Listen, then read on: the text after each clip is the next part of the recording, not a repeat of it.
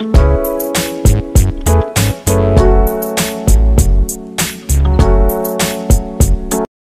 Dear students. आज हम लोग पढ़ने वाले हैं मेडिवल इंडिया का चैप्टर 9 जो कि होगा विजयनगर एम्पायर के बारे में। इस चैप्टर में हम लोग देखेंगे कि विजयनगर एम्पायर कैसे बना। दिल्ली सल्तनत के डिसइंटीग्रेशन के साथ साथ ये विजयनगर एम्पायर साउथ में इस्टेब्लिश हुआ था। तो कैसे बना, कैसे एक्सपैंड किया, किस तरीके का एडमिनिस्ट्रेशन था, पॉलिटिक्स कैसा था, रिलीजन का क्या प्रभाव था, कितना इम्पोर्टेंट रोल था या नहीं था ना। इसके बाद इसका डिक्लाइन और डिसइंटीग्रेशन कैसे हुआ और कुछ इम्पोर्टेंट रूलर्स के बारे में हम लोगों इस चैप्टर में हम लोग जानेंगे। ठीक, तो ये जो आप मैप देख रहे हैं ये दिखा रहा है कि विजयनगर एम्पायर जो साउथ का रीजन है इंडिया का, साउथ इंडिया, उस पर पूरा का पूरा कवर किया हुआ था और कुछ एक्सपीडिशन उन्होंने श्रीलंका पे भी किया था। तो ये पूरा का पूरा साउथ जो है वो विजयनगर एम्पायर के अंदर आता है। और हम लोग जो इसके आगे चैप्टर पढ़ेंगे वो बहमानी किंगडम पे पढ़ेंगे और वो इस रीजन में है। ठीक है, ये जो पूरा रीजन है ये बहमानी किंगडम का। तो इन दोनों किंगडम में बहुत ही टकराव हम लोग देखेंगे आगे के चैप्टर्स में, किस तरीके से ये लगातार लड़ते रहे और लगातार लड़ते लड़ते ही ख़त्म हो गए, जनरेशन टू जनरेशन। ऐसा नहीं कि सिर्फ एक किंग लड़ रहे थे, इस किंग के बाद वो, उसका आयर ये चलता रहा। ठीक, और ये जो फ्लैग है ये एग्जैक्ट फ्लैग तो नहीं है लेकिन ऐसा ही फ्लैग था उनका, येलो बैकग्राउंड और ब्लैक बैकग्राउंड के साथ। साथ में इसमें एक बोर का था फोटो, एक तलवार था, एक मून का फोटो था और एक रेड सन लाइक स्ट्रक्चर था। ठीक है, तो चलिए हम लोग स्टार्ट करते हैं अपना जो ये चैप्टर है वो। तो सबसे पहला टॉपिक जो होगा वो हमारा होगा फाउंडेशन, कि किस तरीके से ये जो विजयनगर एम्पायर है इसकी स्थापना हुई। इसके जो स्थापना करने वाले कह सकते हैं कि राजा थे, राजा तो नहीं कह सकते हैं, उसमें से एक ही राजा बना शुरुआत में। तो दो भाई थे, हरिहर और बक्का। ठीक है, माफ़ कीजिएगा, दो भाई थे हरिहर और बक्का। इन दोनों ने इस एम्पायर के को इस्टेब्लिश किया था। ये इनके पिता का नाम संगम था और ये जो थे ये फ्यूडेटरी थे काकत्याज के। ठीक है, वरंगल में आपको पता होगा इस टाइम पे जब दिल्ली सल्तनत था तो वरंगल में काकत्याज का रूल था और उसी का एक फ्यूडेटरी था संगम, जिनके ये दोनों बेटा थे। संगम के दो ही बेटा नहीं और भी बच्चे थे, लेकिन ये दो ज़्यादा इंपॉर्टेंट क्योंकि इन्हीं दोनों ने इस्टेब्लिश किया है, फाउंड किया है, कह सकते हैं कि ये जो विजयनगर एम्पायर है जो आगे चल के बहुत बड़ा एम्पायर बनेगा, है ना। इसको जब कंपली का कन्क्वेस्ट हुआ दिल्ली सल्तनत के द्वारा तो ये दोनों भाई जो है इन दोनों को उठा करके दिल्ली वापस मतलब दिल्ली ले जाया गया, जहाँ पे इन लोगों को कन्वर्ट करवा दिया गया इस्लाम में। ठीक है, दोनों कन्वर्ट करने के बाद दोनों अच्छे वॉरियर बने और सुल्तान के नज़र में भी आए और सुल्तान का ट्रस्ट भी जीता। तो जब बाद में, है ना, ये सब एक साइड दिल्ली में चल रहा था, इधर कंपली में क्या हुआ कि होयसालाज ने अटैक कर दिया, कंपली को जीत लिया। कंपली में रूल किसका था, तो अभी हम लोगों ने देखा दिल्ली सल्तनत जीता था, तो दिल्ली सल्तनत अपना गवर्नर वहाँ पे डाला हुआ था। तो होयसालाज जब अटैक किया तो दिल्ली के गवर्नर को हरा दिए, मतलब दिल्ली से जो गवर्नर यहाँ पे था, है ना, उसको हरा दिया। तो ये देखकर सुल्तान जो है वो हरिहर और बुक्का को इस रीजन में भेजा कि जाइए इस रीजन में, है ना, जो रिबेलियन हुआ है ना, होयसालाज का जो अटैक हुआ है उसको काउंटर कीजिए और इस रीजन को जा कर के गवर्न कीजिए। ये लोग यहाँ आए, यहाँ पे रूल करने लगे और धीरे धीरे वो एक गुरु थे विद्यारण्य, ठीक है, इनके कांटेक्ट में आए और विद्यारण्य ने इन दोनों को वापस से हिंदुइज्म में कन्वर्ट करवा लिया। ठीक है, जब सुल्तान दिल्ली सल्तनत वीक हुआ सुल्तान के डेथ के बाद, है ना, एक तरह से कह सकते हैं कि बहुत स्ट्रॉन्ग सुल्तान आगे नहीं बैठा, तो इसकी वजह से क्या हुआ कि दिल्ली सल्तनत वीक होता चला गया और इसी बीच बहुत सारे गवर्नर्स दिल्ली सल्तनत के और बहुत सारे जो वसल स्टेट्स थे ना, जो उनके फ्यूडेटरीज सब थे, सबऑर्डिनेट किंगडम सब था उसका, है ना, उन सब के जो रूलर्स थे उन लोगों ने अपने आप का अपना इंडिपेंडेंस घोषित कर दिया कि हम आज़ाद हो गए। तो इसी टाइम पे हरिहर बक्का ने भी अपना, है ना, इंडिपेंडेंस डिक्लेयर कर दिया और विजयनगर एम्पायर का कह सकते हैं कि स्थापना कर दिया।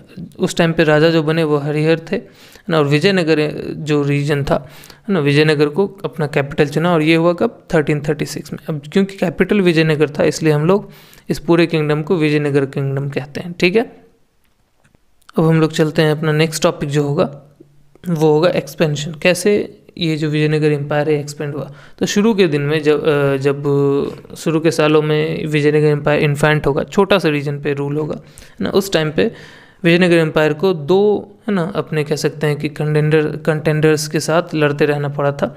एक थे होयसालाज, है ना, और जो एक थे होयसालाज और एक जो था वो था मदुराई सल्तनत। देखिए, मदुराई सल्तनत और होयसाला किंगडम, ये दो से इनको लड़ते रहना पड़ा था। लेकिन अच्छी बात ये हुई इनके लिए कि मदुराई और होयसाला ये तीनों आपस में लड़ रहे थे। ऐसा नहीं था कि मदुराई और सल्तनत और होयसाला किंगडम दोनों मिलकर विजयनगर से लड़ रहे थे, या इन तीनों के बीच किसी दो के बीच संधि थी, ऐसा नहीं था। तीनों आपस में लड़ रहे थे। तो हुआ क्या कि मदुराई का जो सुल्तान था, है ना, उसने होयसालाज पे अटैक किया और होयसालाज को हरा दिया, और बहुत ही बुरी तरीके से हराया। होयसाला के रूलर को बेरहमी से मारा। ठीक है, तो 1346 ये जब हो गया तो होयसाला ख़त्म हो गए, पूरा होयसाला किंगडम ख़त्म हो गया। और 1346 आते आते तक ये जो पूरा होयसाला का किंगडम था ये विजयनगर एम्पायर के अंदर आ गया धीरे धीरे, क्योंकि विजयनगर एम्पायर अपना एक्सपेंशन कंटिन्यू किया हुआ था और मदुराई सल्तनत जो है वो उसको हराया और ज़्यादा एरिया नहीं हड़प पाया, है ना। तो इसी बीच अब क्योंकि ये भी लड़ रहे थे, ऐसा थोड़ी है कि ये बैठे हुए थे देख रहे थे कि मदुराई सल्तनत पीछे जाए तो हम हड़प लें, नहीं, ये लड़ ही रहे थे। ठीक, तो 1346 आते आते तक पूरा का पूरा होयसाला किंगडम इनके अंदर आ गया। और इस एक्सपेंशन में, ये जो एक्सपेंशन हो रहा है इसमें अकेले हरिहर बुक्का का रोल नहीं था, बल्कि हरिहर और बुक्का के जो ब्रदर्स थे, मैंने कहा कि ये सिर्फ दो बेटे नहीं थे संगम के, और भी थे, है ना। तो इनके दूसरे भाई और जो रिलेटिव्स सब थे, जैसे चाचा हो गए, कज़न्स हो गए, है ना, ये सब मिल करके इस एक्सपेंशन में कह सकते हैं कि इन लोगों का रोल था।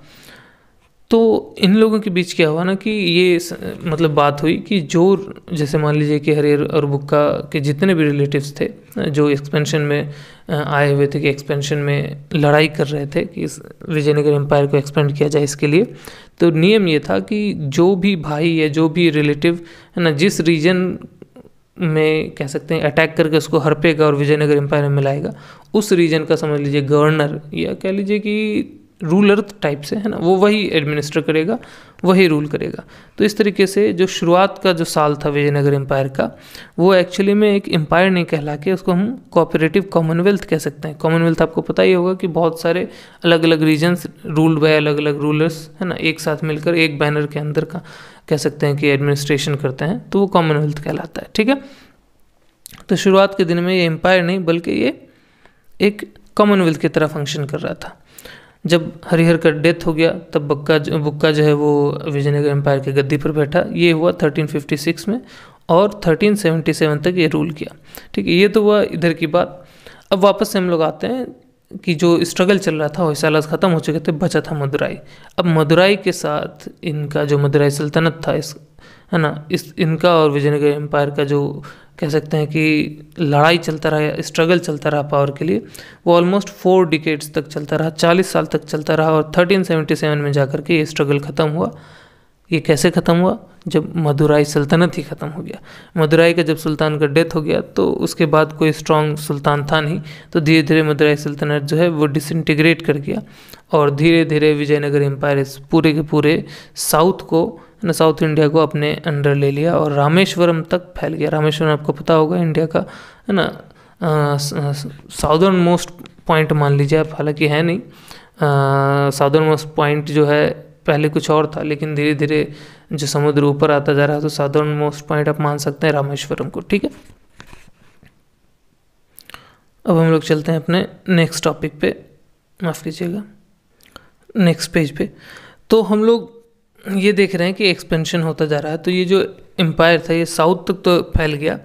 अब इसका जो एक्सपेंशन है वो, है ना, ईस्टर्न सी कोस्ट तक फैलाने का काम जो था वो था हरिहर टू का, है ना। जब बुक्का का डेथ हो गया, बुक्का के बाद जो रूलर बने वो थे हरिहर टू, जो कि 1377 से लेकर के 1404 तक रूल किया उन्होंने, ना। तो इस रीजन में जो ईस्टर्न कोस्ट है अपना, इस रीजन में, मतलब बे ऑफ बंगाल वाले रीजन में, साउथ के, है ना, इस रीजन में इस विजयनगर एम्पायर का एक्सपेंशन हुआ। तो इस एक्सपेंशन के दौरान बीच में जो है बहुत सारे हैं हिंदू रूल्ड किंगडम्स तो नहीं कह सकते हैं, कि छोटा मोटा प्रिंसिपैलिटीज सब था। जैसे कि आपको याद होगा कृष्णा और गोदावरी नदी जो है ये दोनों जो है जिस जगह पे जाकर के बे ऑफ बंगाल में मिल रही है वहाँ पे एक डेल्टा क्रिएट होता है। ठीक है, आप लोगों ने अगर मैप देखा हो तो वहाँ पे देखा होगा कि एक इस टाइप का शेप बनता है, ये ऊपर वाला गोदावरी नीचे कृष्णा नदी, और यहाँ पे है ना ये जो पूरा का पूरा रीजन है ये कह सकते हैं आप कृष्णा गोदावरी है ना डेल्टा। तो इसके जो अपर रीजन में था, अपर रीजन में रेड्डीज रूल कर रहे थे और लोअर रीजन में वरंगल रूलर्स का रूल था। ठीक है, तो इन रीजन में क्या हुआ कि जब हरिहर 2 के अंदर ये एम्पायर एक्सपेंड करता गया तो रेड्डीज को हराया और जो कृष्णा गोदावरी डेल्टा का अपर रीजन था उसको जीत लिया, और ठीक वैसे वरंगल रूलर्स को भी कह सकते हैं कि डोमिनेशन का ख़त्म करके, और ये जो कृष्णा गोदावरी रीजन का जो लोअर रीजन था इस डेल्टे का वो भी अपने अंडर ले लिया। ठीक, हरिहर 2 ने बेलगांव और गोवा को भी छीन लिया बेमानी किंगडम से। जो बेमानी रूलर था उसको हरा करके ये दोनों रीजन अपने अंदर ले लिया, और यहाँ तक कि जो श्रीलंका का जो नॉर्दर्न पार्ट है वहाँ भी अपना एक्सपीडिशन है वो भेजा। ऑब्वियसली ये नेवल एक्सपीडिशन रहा होगा, है ना, वहाँ भेजा और इस रीजन को भी अपने कंट्रोल में लिया। ठीक है, हरिहर 2 के डेथ के बाद जो रूलर बने वो थे देवाराया। ये थोड़ा इंटरेस्टिंग फिगर है और थोड़ा इम्पोर्टेंट भी है। देवराया जो है ये हरिहर 2 को सक्सीड किए। 1404 से लेकर के 1422 तक रूल था इनका। इनके रेन में जो है ये लड़ाई किए, और जो बहमानी रूलर था फिरोज शाह उससे ये हार गए। तो जब हारने के बाद इन दोनों के बीच एक मैट्रिमोनियल अलायंस हुआ, मतलब जो देवाराया 1 थे उन्होंने अपनी बेटी की शादी बहमानी जो रूलर थे फिरोज शाह उनसे है ना कर दी। और बाद में कुछ ऐसा ड्रामा हुआ कि आपको मैं थोड़ा सा बता दूं, हालांकि ये नेक्स्ट चैप्टर में डिटेल में बताऊंगा, फिर मैं बता देता हूं कि इसमें हुआ क्या कि जो बहमानी, यहाँ पे 3 इम्पोर्टेंट मतलब किंगडम के बारे में आप सुन लीजिए। एक ये विजयनगर एम्पायर, एक बहमानी और एक वरंगल। ठीक है, और जब भी बहमानी और विजयनगर एम्पायर की लड़ाई होती थी तो बहमानी का अलायंस था वरंगल का, तो बहमानी वरंगल के साथ आकर के विजयनगर एम्पायर को हरा देता था। ठीक है, और यही हुआ था यहाँ इस लड़ाई में भी। देवराया 1 जो है वो हार गए थे फिरोज शाह से, क्योंकि वरंगल का इनको बहमानीज को सपोर्ट था। लेकिन हुआ क्या, कुछ ऐसा सिचुएशन हुआ, ये शादी के बाद बहुत सारा डॉरी देना पड़ा, है ना, और फिरोज शाह के साथ मैट्रिमोनियल संधि हो गया और शांति जो है कह सकते हैं कि ट्रूस इस्टेब्लिश किया गया। इसके कुछ सालों बाद ही क्या हुआ कि वरंगल ने अपना अलायंस बदल लिया। अब बहमानी को सपोर्ट नहीं करके उसने विजयनगर एम्पायर को सपोर्ट कर दिया। तो इस वजह से क्या हुआ, फिर लड़ाई हुई और देवराया 1 ने जो है मतलब जो ससुर थे उन्होंने अपने दामाद फिरोज शाह को हरा दिया। मतलब बड़ा कॉमेडी टाइप से हो रहा है। ठीक है, और जब ये लड़ाई हुई फिरोज शाह हार गए तो बहुत सारा कुछ हुआ, वो हम लोग बहमानी किंगडम में देखे हैं कि वहाँ क्या चेंज आया। यहाँ ये चेंज आया कि उन्होंने पूरे के पूरे रेड्डी टेरिटरी जो है पूरा कृष्णा रिवर के माउथ तक, है ना, कृष्णा रिवर का जो माउथ है वहाँ से लेकर के पूरा का पूरा जो रेड्डी टेरिटरी है, मैंने अभी आपको अंदाजे से बताया था मैप पे इस रीजन में, है ना, वहाँ पे पूरा का पूरा वो रीजन जो है वो अपने कंट्रोल में लिया, जो कि हिंदू प्रिंसिपैलिटी था रेड्डी का। ठीक है, ये वापस लिया। अब आप सोचिए कि हरिहर 2 ले चुका था, फिर ये कैसे लिया। तो हम लोग देखेंगे आगे के चैप्टर्स में कि ये बहमानीज और जो विजयनगर एम्पायर इनमें कांस्टेंट लड़ाई होती रही है ना, कभी ये जीत लिया उसका रीजन हथिया लिया, कभी वो।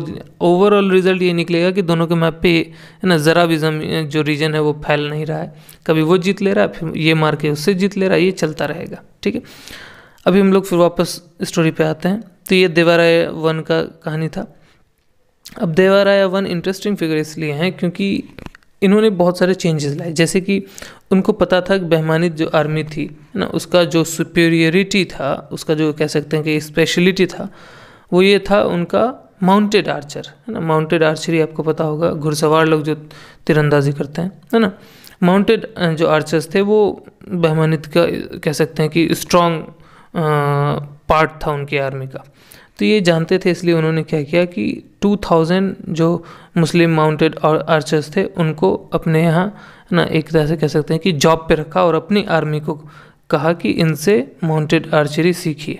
ठीक है, इसके अलावा उसने बहुत सारे मुस्लिम ट्रूप्स को भी बहाल किया अपने आर्मी में, क्योंकि इनका ये मानना था कि उनको हराने के लिए तो वो जिस टेक्निक से सीखते हैं ना, उसी टेक्निक से हमें भी सीखना, मतलब अपने ट्रूप्स को सिखाना चाहिए, तभी लड़ पाएंगे, क्योंकि वो सुपीरियर हो चुके हैं इस केस में। ठीक है, अब हम लोग पढ़ेंगे जो विजयनगर एम्पायर था वहाँ पे रिलीजन क्या रोल निभा रहा था और वहाँ की पॉलिटी कैसी थी। ठीक है, तो यहाँ पर आप एक टर्म समझ लीजिए, वो है रिचुअल किंगशिप। ठीक है, रिचुअल किंगशिप क्या होता है? जो रिचुअल किंगशिप है, इसका मतलब ये होता है कि एक किंग जो है अपना किंगशिप है ना, कह सकते हैं कि अपना जो राजा होने का दावा है उसको सिर्फ और सिर्फ इस बेसिस पे कह सकते हैं कि स्ट्रॉन्ग करता है कि मुझे गॉड ने चुना है, और इस वजह से अगर आप गॉड के बिलीवर हैं तो मुझ में बिलीव कीजिए, मुझ पे ट्रस्ट कीजिए। तो ये जो तरीका है ना किंगशिप का, ये कहलाता है रिचुअल किंगशिप। इसमें जनरली होता क्या है, बहुत सारे जो रिलीजन से बेस्ड रिचुअल्स होते हैं वो किंग परफॉर्म करता है और ये दिखाता है कि मैं धार्मिक हूँ और आपको धर्म पे विश्वास है तो मुझ पे भी विश्वास कीजिए। तो इस तरीके से वो अपने जो प्रजा है उसका ट्रस्ट जीतता है। तो इस टाइप के किंगशिप को रिचुअल किंगशिप कहते हैं। ठीक है, तो ये जो विजयनगर एम्पायर में था ये रिचुअल किंगशिप ही हुआ करता था। इस एम्पायर की जो सबसे ख़ास बात थी, मतलब इसके पॉलिटी में, वो ये थी कि इसके अंदर ये था कि आप धर्म से एकदम जुड़े रहेंगे, धर्म से जुड़ा मतलब काम करेंगे और उस ऐसा कोई काम नहीं करेंगे जो धर्म से जुड़ा हुआ नहीं होगा, मतलब एकदम स्ट्रिक्ट एडहेरेंस था धर्म से। ठीक है, ये चीफ बात थी, ये सबसे इम्पॉर्टेंट बात थी। इसके अलावा आप जो भी कर लें, ठीक, तो इसका मतलब जहाँ पे, क्योंकि ये एक हिंदू किंगडम था तो यहाँ पे ऑब्वियसली ब्राह्मण्स का रोल जो होगा ना, वो बहुत इम्पॉर्टेंट रहा होगा। लेकिन जो ब्राह्मण्स थे वो यहाँ पे मोस्टली जो है वो पॉलिटिकल और सेक्युलर पर्सनल की तरह से, ऑफिशियल्स की तरह से काम करते थे, ना कि रिचुअल लीडर्स। ठीक है, रिचुअल ऑब्वियसली परफॉर्म किया करते थे, लेकिन एडमिनिस्ट्रेशन में कोई रिचुअल लीडर का जगह नहीं था, बल्कि आप पॉलिटिकल एडवाइस दे सकते हैं ना, आप ओवरऑल किसी मैटर पे बात कर सकते हैं। ब्राह्मण्स का रोल बहुत इंपॉर्टेंट है विजयनगर एम्पायर में, क्योंकि ब्राह्मण्स बहुत ज़्यादा ही वैल्यूबल हैं इस एम्पायर में, है ना। इसलिए ब्राह्मण्स जो है एज एडवाइज़र भी काम कर रहे हैं बहुत सारे राजा के साथ। ठीक है, खैर इससे थोड़ा सा बात हट के ये है कि ये सारी चीज़ें तो है, और एक ख़ास फेस्टिवल हुआ करता था, वो था महानवमी फेस्टिवल। ठीक है, महानवमी फेस्टिवल जो था ये कह सकते हैं कि आप एक एनुअल बेसिस पे किया जाता था और ये राजा के द्वारा ये सेरेमनी किया जाता था। इसमें ऑलमोस्ट 9 दिन तक जो है रिचुअल्स किए जाते थे और दशहरा में ये ख़त्म होता था।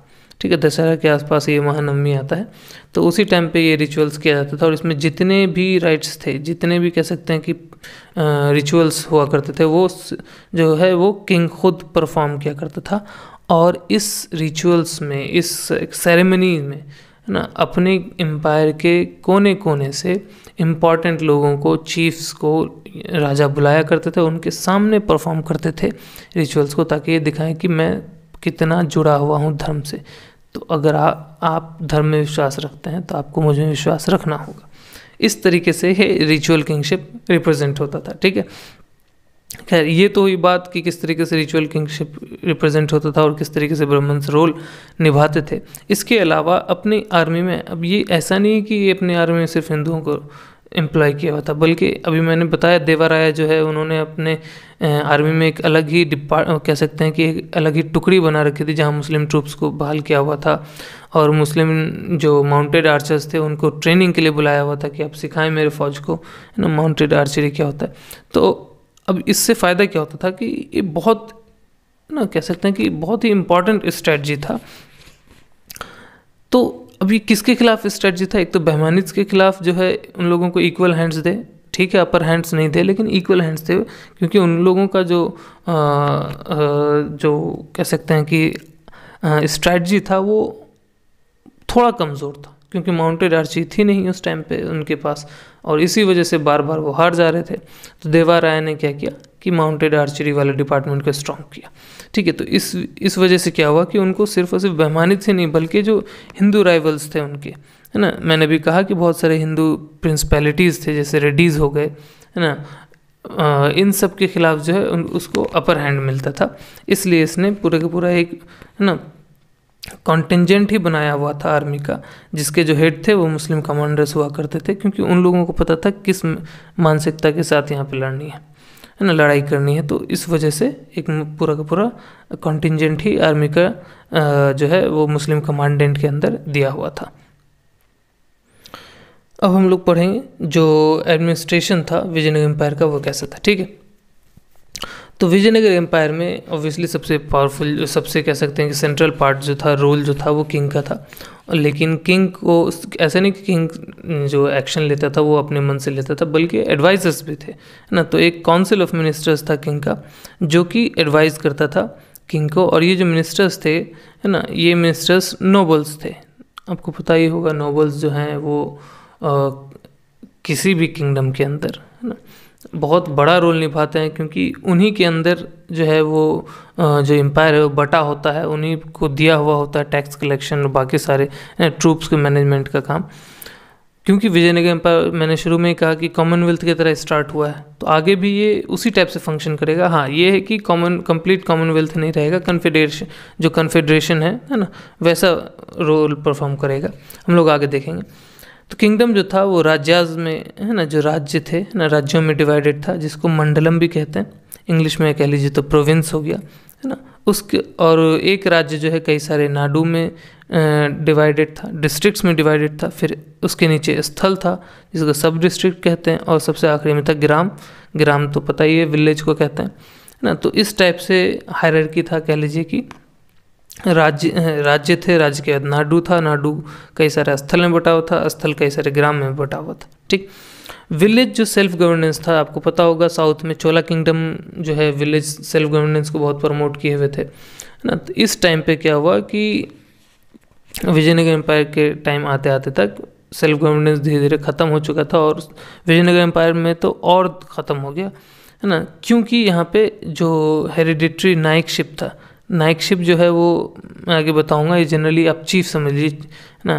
जो चीफडम था, चीफडम भी नहीं कह लीजिए, कि जो छोटे छोटे टेरिटरीज दे देते थे, है ना, किसी चीफ के अंदर रूल करने के लिए, है ना। ये जो चीफ था उनको नाइक कहा जाता था। तो ये जो नाइकशिप्स था ये हेरिडिटरी हुआ करते थे, कि वो मर गया उसके बाद बेटा रूल करेगा उस रीजन पे।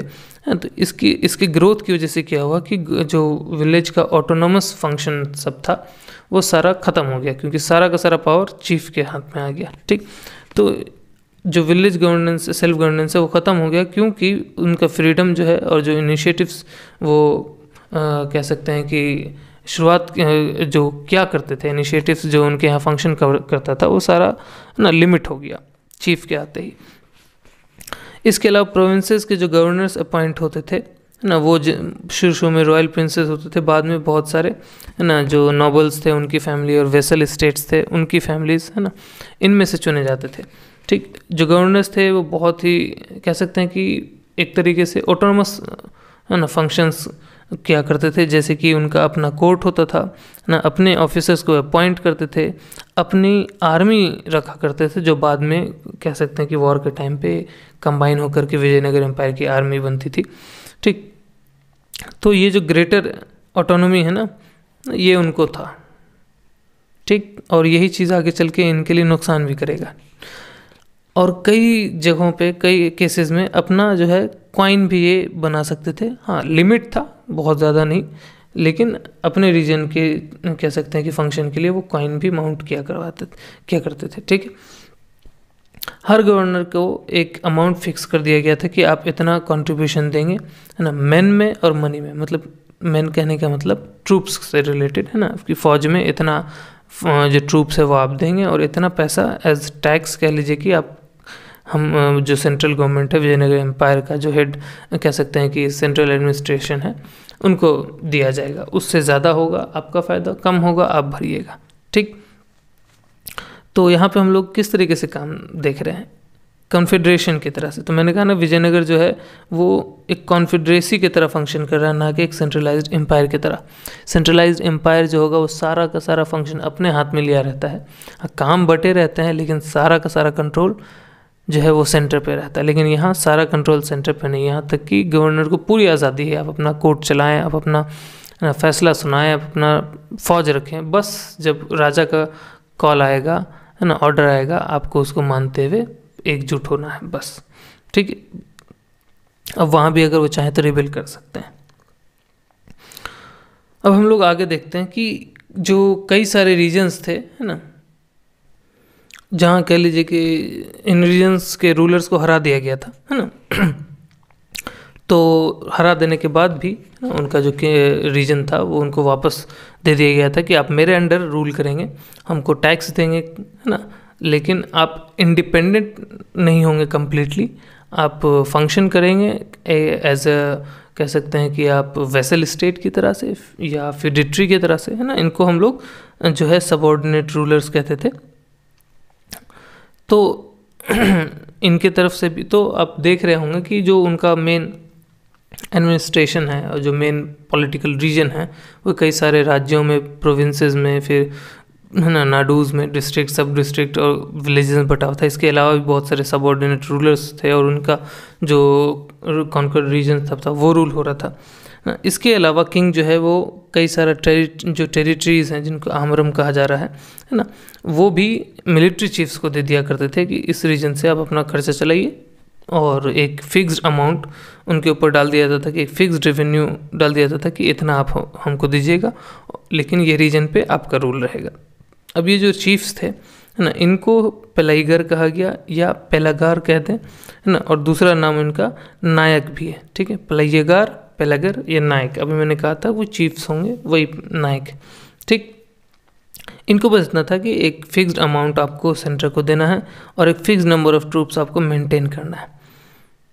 अब इससे क्या हुआ कि ये जो फिक्स्ड रेवेन्यू देना था, तो इस रेवेन्यू के कलेक्शन के लिए वो जो भी रीजन उनके अंडर आता होगा तो ऑब्वियसली वहाँ सेल्फ गवर्नेंस नहीं करने देते होंगे, क्योंकि सेल्फ गवर्नेंस में क्या होगा, लोगों की ज़्यादा भलाई होगी और मिलिट्री चीफ्स को फ़ायदा क्या होगा, तो जो चीफ्स हैं उनको फ़ायदा नहीं होगा, नायक्स हैं उनको फ़ायदा नहीं होगा। इसलिए नायक्स जो थे वो सेल्फ गवर्नेंस को कह सकते हैं कि डिस्टर्ब करते गए और धीरे धीरे सेल्फ गवर्नेंस ख़त्म हो गया, सारा पावर उनके हाथ में आ गया। अभी जो नायक हैं, एक तो मिलिट्री चीफ हैं, ऊपर से इनके पास नंबर कह सकते हैं कि एक छोटी सी आर्मी है, तो ये जो है स्टेट का, विजयनगर एम्पायर का एक बहुत पावरफुल सेक्शन बना। और आगे चल के देखते हैं कि ये जो नायक का जो पूरा का पूरा सेक्शन है ये बहुत डिफ़िकल्ट हो जाता है कंट्रोल करने में, और धीरे धीरे ये इंडिपेंडेंट हो जाते हैं और धीरे धीरे डिसइंटीग्रेशन हो जाता है विजयनगर एम्पायर का, ठीक है। तो हम लोग अपना नेक्स्ट टॉपिक पढ़ते हैं कि कैसे क्लाइमैक्स पहुंचा और किस तरीके से जो विजयनगर एम्पायर है वो डिसइंटीग्रेट कर गया।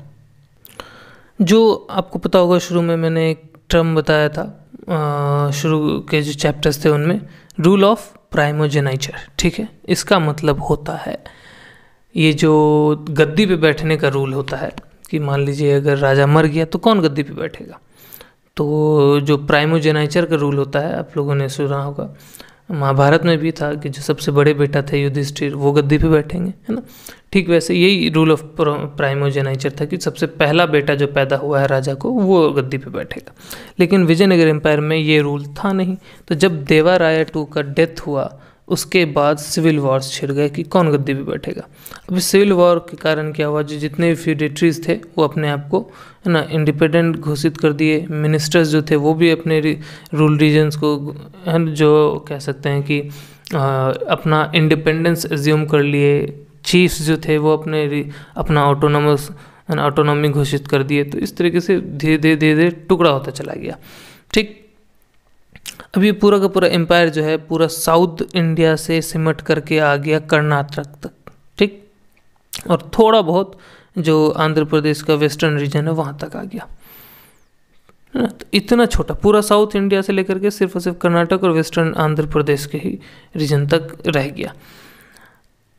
क्यों? क्योंकि एक तो यहाँ पे सही से कोई स्ट्रांग रूलर नहीं आया, और जो भी रूलर्स रूल कर रहे थे एक के बाद एक, ऑब्वियसली सिविल वॉर था तो कुछ साल किसी का रूल रहा होगा, वो उसका डेथ, उसको मर्डर कर दिया गया, फिर दूसरा आया होगा। तो ये जितने भी रूलर्स आए ये पूरे के पूरे अय्याशी में डूबे हुए थे। तो हुआ क्या कि जो मिनिस्टर था किंग का, सलूवा, उसने तख्ता पलट कर दिया और वो राजा बन गया, सलूवा। हालांकि सलूवा का सबसे इम्पोर्टेंट काम ये रहा कि उसने जो लॉ एंड ऑर्डर था उसको वापस इस्टेब्लिश किया, लेकिन बहुत ज़्यादा दिन तक उसका रूल नहीं चला और उसकी डायनेस्टी ख़त्म हो गई, ठीक है। एक नया डायनेस्टी सलुवा के बाद जो है वो सामने आया, वो था तुलुवा डायनेस्टी। और इस डायनेस्टी में सबसे कह सकते हैं कि पावरफुल या ग्रेटेस्ट रूलर पैदा हुए वो थे कृष्णदेवराया, जो कि 1509 से लेकर के 1530 तक रूल था। और ये बहुत इम्पॉर्टेंट था। इनको बहुत सारे हिस्टोरियंस जो हैं पूरे विजयनगर एम्पायर के कह सकते हैं कि मोस्ट इम्पॉर्टेंट रूलर की तरह भी देख रहे हैं, क्योंकि इन्होंने क्या किया, इन्होंने वापस इंटरनल जो लॉ एंड ऑर्डर था उसको मेंटेन किया, है ना, इसको इस्टेब्लिश किया, रीस्टैब्लिश किया। इनफैक्ट वो ख़त्म हो चुका था, दोबारा इस्टेब्लिश किया इन्होंने। और जो उड़ीसा के जो रूलर थे, उन्होंने जब विजयनगर एम्पायर का डिसइंटीग्रेशन हो रहा था, मतलब जो कह सकते हैं कि पहला डिसइंटीग्रेशन हुआ, जो पुराना डायनेस्टी ख़त्म हुआ ना, उस टाइम पे उड़ीसा के जो रूलर थे ना, वो बहुत सारा रीजन जो है विजयनगर एम्पायर का वो हड़प लिए थे।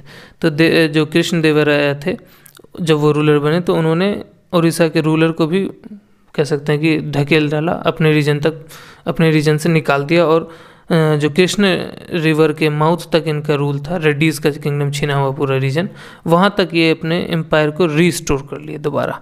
ठीक, अब ये जो कह सकते हैं कि जो पहला डायनेस्टी ख़त्म हुआ विजयनगर एम्पायर का, इसी के साथ साथ उधर बहमानी किंगडम भी का भी डिसइंटीग्रेशन हुआ। और बहमानी किंगडम भी कई सारे छोटे छोटे स्टेट्स में टूट गया, जैसे बीजापुर हुआ, गोलकोंडा हुआ, अहमदनगर हुआ, कई सारे छोटे छोटे स्टेट्स में टूट गया था, है ना। कृष्ण देवराया के टाइम तक आते थे, वो भी छोटे छोटे स्टेट्स में बटा हुआ था, उसमें से एक था बीजापुर।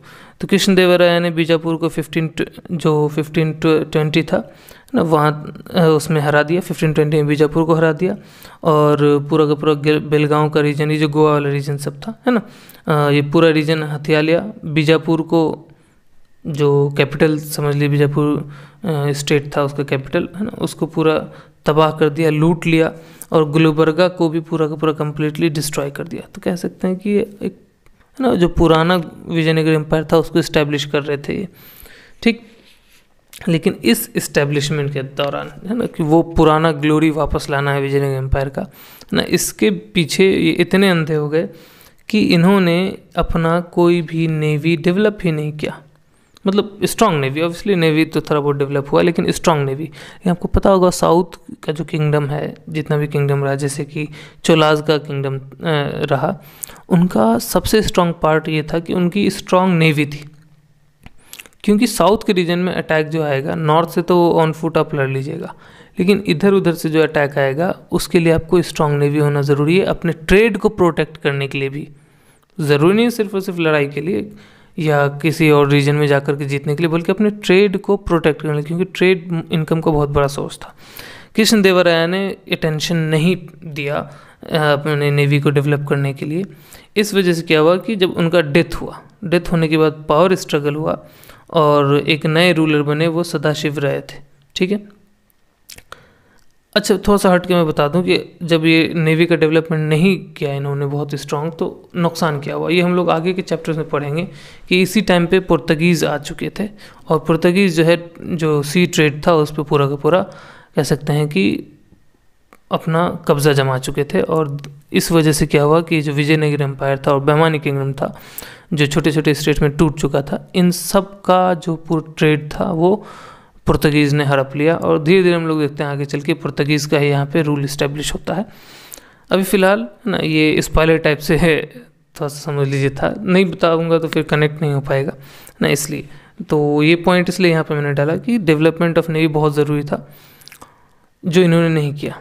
ठीक है, अब वापस लैंड पे आते हैं कि इस वक्त क्या हुआ कि जब कृष्णदेवा का डेथ हो गया, तो जो रूलर बने वो सदाशिव राय थे, जो कि 1543 से लेकर के 1567 तक उन्होंने रूल किया। ठीक है, लेकिन इस रूल के दौरान इनका रूल कम था, बल्कि एक कह सकते हैं कि त्रिमूर्ति थे, जिसको ट्रायम्विराट कहते हैं इंग्लिश में। मतलब पूरा जो इनका जो स्टेट था वो 3 इम्पॉर्टेंट लोगों के ग्रुप से चलाया जा रहा था, जिसमें सबसे इम्पॉर्टेंट थे वो थे रामाराज। ठीक है, रामाराज जो थे वो बहुत ही शातिर आदमी थे। उन्होंने क्या किया कि आसपास जितने भी मुस्लिम स्टेट्स थे, है ना, बहमानी जो किंगडम था उसके टूटने के बाद जो स्टेट्स बने थे, आसपास के जितने भी मुस्लिम पावर्स थे उनको आपस में ही लड़ाया, है ना, एक दूसरे से लड़ाया, ताकि इनके ऊपर कोई बहुत ज़्यादा कह सकते हैं कि दिक्कत ना हो इनको रूल करने में, और जो हार जाएगा उसका एरिया भी हड़प लेंगे। ठीक। इसके लिए उन्होंने क्या किया, जो पुर्तगीज़ आ चुके थे उसके साथ कमर्शियल ट्रीटी किया कि क्योंकि उनका सी ट्रेड पे पूरा कब्जा था, तो उन्होंने ये कहा, उनके साथ एक कह सकते हैं कि ट्रीटी किया कि आप ऑब्वियसली यहाँ पे बिजनेस कीजिए, आपको जो ज़रूरत पड़ता है इस कोस्टल रीजन में उस जगह पे फोर्ट्स बने, जो भी हो सकता है। मेरा काम इतना है कि आप बीजापुर के फ़ौज के लिए जितने भी अच्छे अच्छे हॉर्सेस आ रहे हैं उसके सप्लाई को रोक दीजिए, है ना, stop the supply of horses to Bijapur. Obviously जो पुर्तगीज़ थे उन्होंने ऐसा ही किया, उनको लैंड पे बहुत सारा रीजन रूल करने को मिल गया और उन्होंने बीजापुर को जो हॉर्सेस सप्लाई हो रहे थे, ऑब्वियसली ईरान के रीजन से आ रहा होगा क्योंकि उसी रीजन में स्ट्रॉन्ग हॉर्सेस होते थे, जो अरबियन हो गया, ईरानियन रीजन हो गया, उधर से जो आ रहा था उसके सप्लाई को रोक दिया। ठीक। रामा राजा ने बीजापुर को हरा दिया, गोलकोंडा को हरा दिया, अहमदनगर को हरा दिया, जो बहमानी के टूटे हुए स्टेट्स थे उन सबको एक एक करके हरा दिया। लेकिन यही हराना ही बाद में फिर ये सभी मिल गए, ये सारे स्टेट्स मिल करके विजयनगर को बानीहाटी में हरा दिया। ठीक है, तालीकोटा के पास एक रीजन है बानीहाटी, वहाँ पे हरा दिया और ये हुआ 1565 में। तो ये जो बैटल हुआ इसको बैटल ऑफ तालीकोटा भी बोलते हैं या बैटल ऑफ राक्षस तंगाड़ी भी कहते हैं, या आप इसको बैटल ऑफ, है ना, बानीहाटी भी कह सकते हैं। तीनों नाम से आप इसको जानिए। तालीकोटा के आसपास लड़ाई हुआ था, ठीक है, और जो रीजन था उसका नाम बानीहाटी था, इसलिए battle of Talikota, battle of Banihatti, या तीसरा नाम बैटल ऑफ राक्षस और तंगाड़ी, है ना, ये भी इससे भी आप जान सकते हैं। और जब ये लड़ाई हुई 1565 में, जो विजयनगर एम्पायर था उसको पूरा का पूरा ख़त्म कर दिया गया, रामा राजा को पकड़ लिया गया और उसको मार दिया गया। इनके एग्जीक्यूशन के बाद मैंने कहा था कि जो सदाशिव राय का जो रूल था इस दौरान उनका रूल कम था, ये जो 3 तिगाड़ा थे, है ना, इन्होंने काम बिगाड़ा था, जिसमें सबसे पावरफुल रामराज थे। उसके डेथ के बाद जो विजयनगर एम्पायर है वो ख़त्म हो गया और पूरा का पूरे ये तीनों का मिला हुआ फोर्सेस था, इसने पूरे के पूरे विजयनगर जो कैपिटल सिटी थी उसको कम्प्लीटली लूटा और खंडहर बनाकर छोड़ दिया। और फिर हम लोग देखते हैं कि ये जो बैटल ऑफ तालीकोटा और बानीहाटी है, यही जो है विजयनगर एम्पायर का एंड है। ठीक है, यहीं पे विजयनगर एम्पायर जो है ख़त्म हो जाता है। और फिर देखते हैं आगे जो भी हम लोग देखेंगे आगे के ईयर्स में पुर्तगीज़ का क्या डेवलपमेंट है और बाकी सारे स्टेट्स किस तरह से डेवलप हो रहे हैं, किस तरीके से मुग़ल आएंगे, वो सारी चीज़ हम लोग देखेंगे। ठीक, तो आई होप को ये चैप्टर आपको समझ में आया हो, आई होप आप अच्छे से एंजॉय किए हो, सीखे हो कुछ नया और अपने इतिहास को भी जाने हो। सिर्फ नॉर्दर्न पार्ट का ही इतिहास नहीं बल्कि जो साउदर्न इंडिया उसका इतिहास भी बहुत इंपॉर्टेंट है, क्योंकि कहीं ना कहीं ये कल्चरली, है ना, मिक्स हो जाते हैं और बाद में चल के हम लोग देखते हैं अभी हमें जो भी खूबियाँ हैं वो इन कल्चर्स के मिक्स होने की वजह से ही डेवलप हुई हैं। तो इसलिए ये भी बहुत इंपॉर्टेंट है। नेक्स्ट के चैप्टर्स में हम लोग बहमानी किंगडम के बारे में पढ़ेंगे और इन दोनों के स्ट्रगल के बारे में पढ़ेंगे और फिर हम लोग पढ़ेंगे पुर्तगीज़ का क्या रोल रहा। ठीक है, तो इसी तरीके से पढ़ते रहिए, मिलते हैं हम लोग नेक्स्ट चैप्टर में, तब तक के लिए बाय बाय।